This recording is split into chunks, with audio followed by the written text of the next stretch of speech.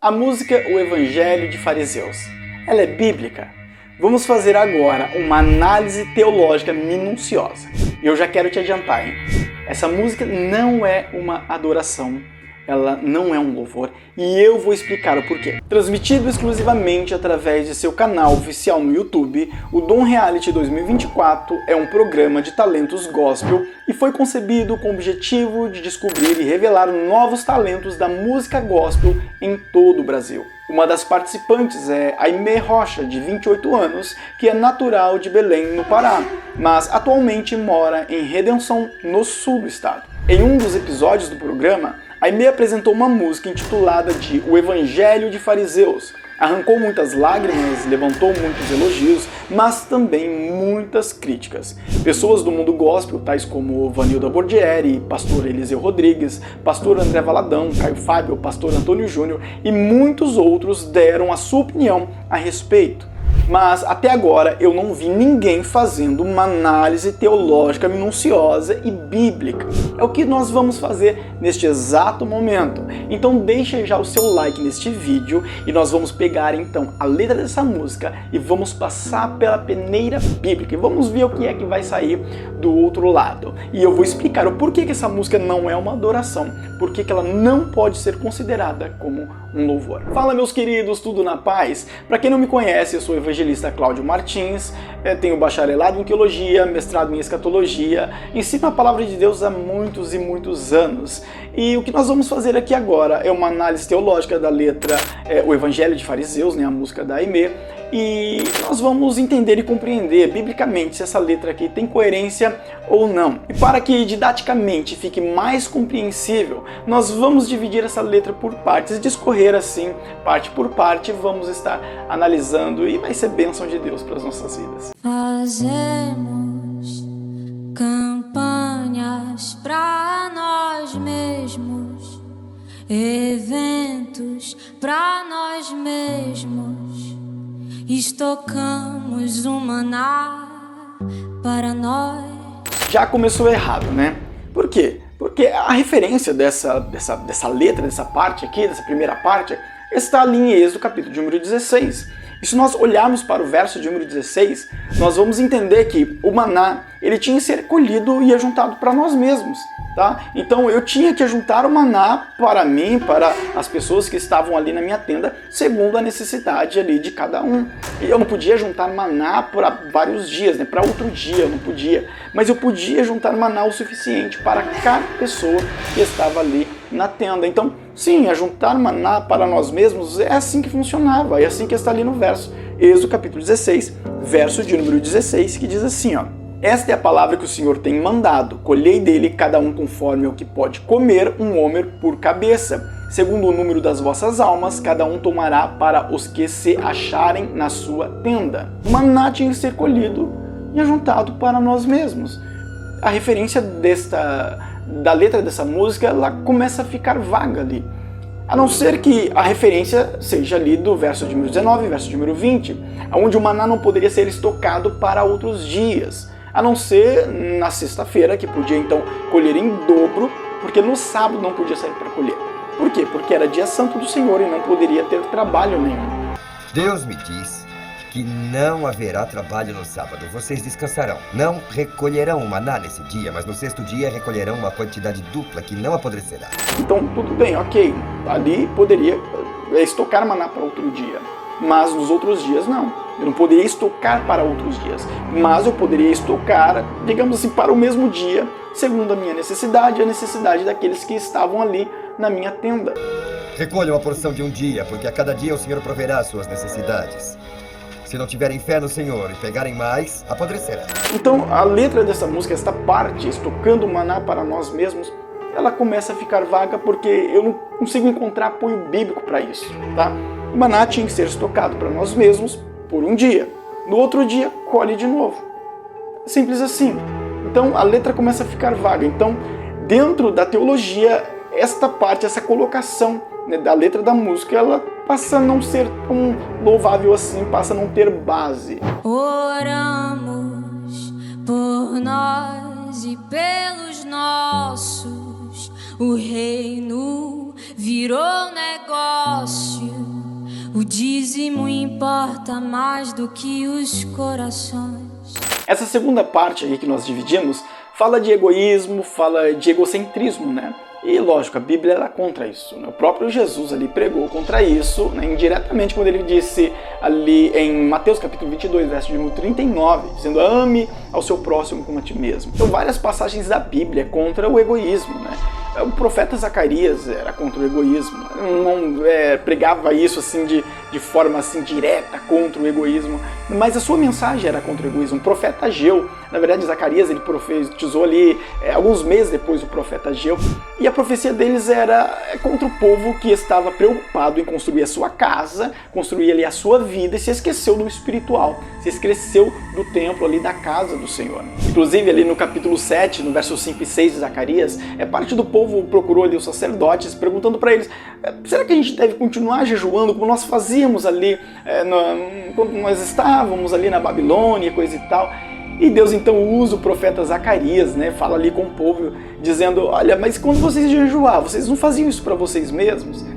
Quando vocês comiam, não era para vocês mesmos? Aí no verso de número 9 e 10, né, Zacarias, ele é usado por Deus e ele fala ali com o povo, dizendo para o povo: olha, o que vocês devem fazer é ajudar o próximo, ajudar as viúvas, os órfãos, né? Vamos fazer essa leitura. Assim diz o Senhor dos Exércitos: administrem a verdadeira justiça, mostrem misericórdia e compaixão uns para com os outros. Não oprimam a viúva e o órfão, nem o estrangeiro e o necessitado, nem trame maldades uns contra os outros. Então a Bíblia é contra o egoísmo. Então essa parte da música, ela tem um apoio bíblico ali muito forte, né? A Bíblia é contra o egoísmo, contra o egocentrismo, principalmente se for o egoísmo e o egocentrismo religioso, que é o que a música aqui está falando. Então nós encontramos apoio bíblico claramente, tranquilamente, para este conjunto de frases. Há um evangelho de fariseus, cada um escolhe os seus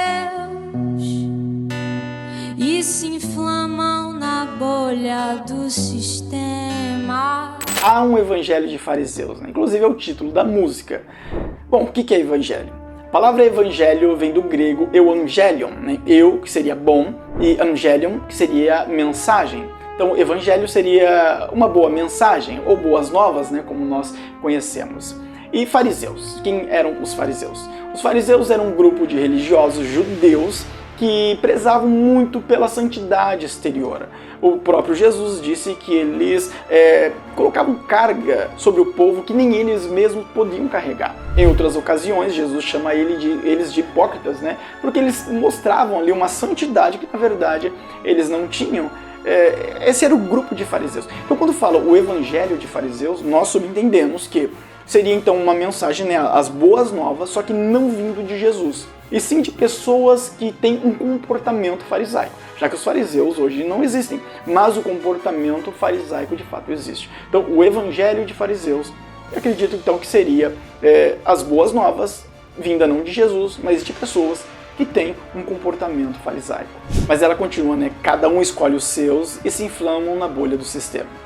Bom, aqui fica difícil de fazer uma análise teológica, porque aparentemente este trecho ele está dentro de uma denúncia ali, de um protesto, então teologicamente já fica praticamente inviável, né, essa parte, pelo menos esse trecho da música. Enquanto isso, no Marajó, o João desapareceu, esperando os ceifeiros da grande seara.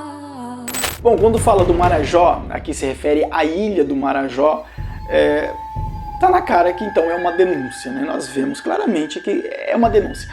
Mas depois ela fala assim do João que desapareceu. E aí, quem é esse João que desaparece? Fica difícil de saber quem é esse João, porque esse João ele pode ser figuradamente ali uma criança ou crianças que desapareceram ali na ilha do Marajó, ou pode ser que ela esteja falando então de João Batista, uma referência a João Batista, uma referência a João o Apóstolo. É difícil de saber do que se trata. Bom, se for uma referência às crianças que desapareceram ali, que desaparecem na ilha do Marajó, então ali um protesto, né? É uma referência que nós encontramos, inclusive, base bíblica para isso, para condenar, né, qualquer coisa desse sentido, né? Jesus ali em Mateus capítulo de número 18, verso de número 6, né, ele condena aqueles que fazem mal, né, às crianças, né, aos pequeninos. Mas qualquer que escandalizar um destes pequeninos que crê em mim, melhor que lhe fora que se lhe pendurasse ao pescoço uma mó de azenha e se submergisse na profundeza do mar. Ou seja, se for fazer um mal a um pequenino, então pendura uma pedra no pescoço e se joga no mar. É a melhor coisa do que fazer mal a um desses pequeninos. Então, sim, se for algo contra as crianças ali, que desaparecem ali do Marajó, temos base bíblica para isso, teológica para isso, claramente, tranquilamente. Agora, se for uma referência a João Batista, não, aí estaria errado. Por quê? Porque João Batista ele não tem nada a ver com Seara. João Batista não veio para ser ceifeiro, não. Ele veio para preparar o caminho do Messias, ele era o precursor do Messias. Então não tem nada a ver com ceifa, com seara, isso não era o papel de João. E João o apóstolo também não, porque João o apóstolo, ele sim tinha a ver com a ceifa, né, com a seara, ele foi um enviado, né, para isso, porém João o apóstolo, ele não ficou esperando ceifeiros. Ele cumpriu a vontade de Deus, cumpriu o seu propósito, ali teve a revelação do Apocalipse, partiu e amém. Ele cumpriu tudo, ele não ficou esperando ceifeiros. Então não se encaixa nem a João Batista, nem a João o Apóstolo. Talvez seja uma referência às crianças ali que desaparecem ali do Marajó. Biblicamente temos base para isso, que apoia, né, essa ideia da música, né, condenando essa prática. De fato isso é condenado. Isso é condenado pela Bíblia Sagrada, não precisamos nem discutir sobre isso, né? A Amazônia queima,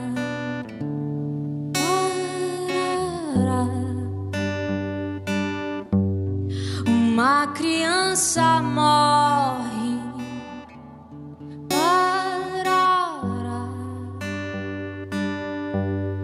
os animais se vão.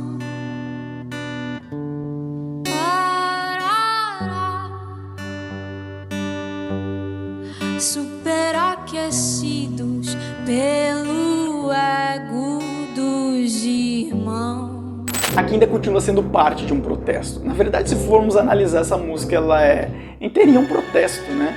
Fala da Amazônia, né? A queima da Amazônia, dos animais que fogem por conta ali da queima mesmo, né? Da chama.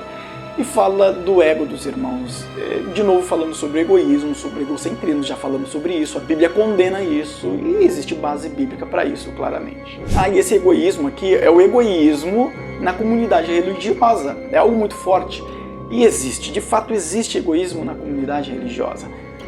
Mas existe um outro lado da moeda também, existe a parte, né, da igreja que de fato está ali para servir o querer e a vontade de Deus, né? Então existe o lado ruim, existe, mas também existe o lado bom. A música não fala do lado bom, aponta só o lado ruim, é um protesto, tudo bem, mas não vamos se esquecer de que existe o lado bom, o lado dos irmãos da igreja que cuida das almas, que está ali salvando almas, está ali trabalhando ali em prol das famílias, está fazendo querer a obra do Senhor, cumprindo, né, o ID do Senhor Jesus. Agora, essa outra parte da música é muito agressiva, muito machucativa e está totalmente fora das escrituras sagradas, teologicamente está incorreta. Vamos ver essa outra parte da música. Estamos apodrecendo o corpo de Cristo, o sangue não tá circulando,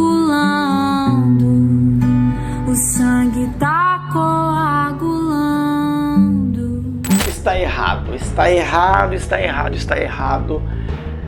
Está errado. Apodrecer o corpo de Cristo, não, isso não pode. Isso biblicamente está incorreto. Por quê? Porque Paulo falou aos Efésios, capítulo 5, verso de número 29, verso de número 30. O que Paulo diz aos Efésios lá neste capítulo? Olha só. Além do mais, ninguém jamais odiou seu próprio corpo, antes o alimenta e dele cuida, como também Cristo faz com a igreja, pois somos membros do seu corpo. Paulo deixou bem claro, Cristo, ele cuida do seu corpo. Se Cristo cuida do seu corpo, o corpo de Cristo ele não apodrece. É impossível o corpo de Cristo apodrecer.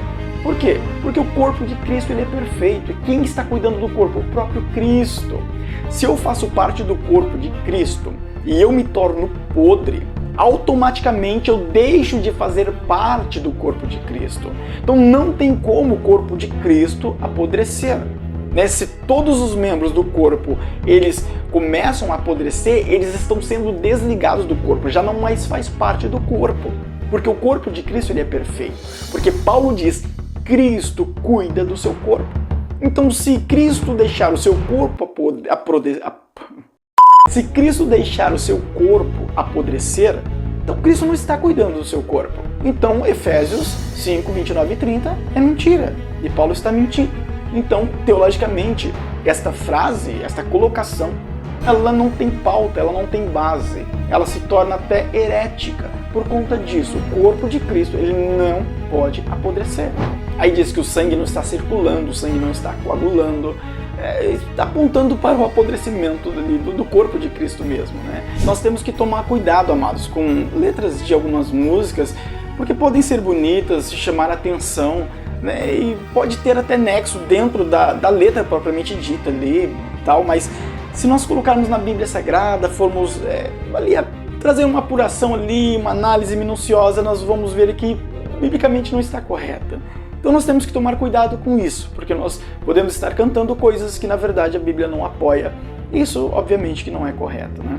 Estamos no ápice da nova era e a falsa noiva se rebela contra o noivo que espera ver um caráter cristão. Estamos vivendo uma nova era, né? A palavra era vem do latim aerae, que significa época. Então seria uma nova época. E que época que é essa? É a época em que a falsa noiva se rebela contra Cristo. Bom, a falsa noiva dá para entender. Seria, então, aqueles que aparentam ser noiva de Cristo, mas não têm um comportamento como a noiva de Cristo deve ter realmente. E essa é a única parte em que fala de Jesus, só que indiretamente. Fala que o noivo, ele espera ali um caráter cristão. E, na verdade, Jesus, ele quer um caráter cristão, né? De todos nós, isso é óbvio. Mas essa música, ela só fala de Jesus neste pequeno trecho aqui, indiretamente. E não é um louvor, não é uma adoração. Por isso essa música, ela não pode ser chamada de adoração. Porque em nenhuma parte da música adora a Deus. Em nenhuma parte da música adora a Cristo. Em nenhuma parte da música louva ao Criador.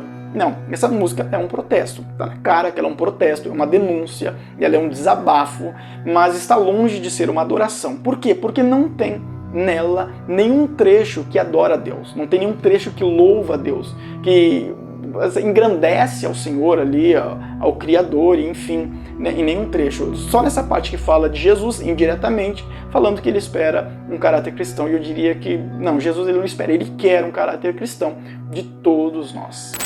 Mas e você? O que você acha? Você acha que essa música ela tem base teológica? Qual que é a sua dúvida em relação a essa música? Qual é a sua opinião a respeito dela? Deixa aí nos comentários pra gente saber. E você que não é inscrito no canal, se inscreva no nosso canal, ative o sino de notificação e envie esse vídeo, né, para mais pessoas aí conhecerem um pouco mais da palavra de Deus. Se tem algo que nós esquecemos aqui, em alguma parte da letra dessa música, por favor, compartilhe para que nós possamos aprender também juntamente com você e crescer juntos na graça e no conhecimento de Deus. Que Deus vos abençoe grandemente, fica na paz, fui!